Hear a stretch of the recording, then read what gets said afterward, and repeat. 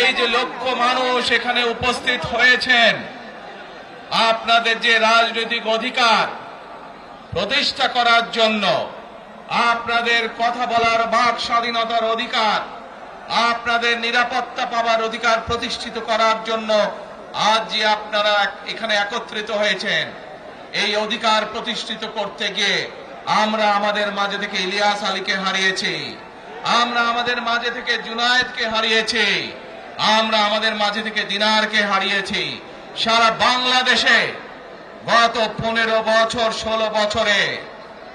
যারা এই দেশ থেকে পালিয়ে গিয়েছে 1 বছর আগে,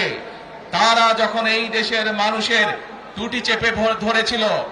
তারা এই দেশের মানুষের বাক স্বাধীনতা কেড়ে নিয়েছিল, তারা এই দেশের মানুষের ভোটের অধিকার কেড়ে নিয়েছিল, তারা শুধু ভোটের অধিকার কেড়ে নিয়েই সন্তুষ্ট থাকেনি,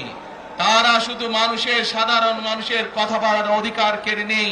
সন্তুষ্ট থাকে নাই, তারা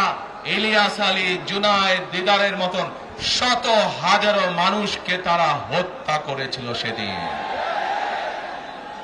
তারা বাংলাদেশের লক্ষ লক্ষ বিএনপি সহ লক্ষ লক্ষ সাধারণ মানুষকে গুম খুনের মামলা দিয়ে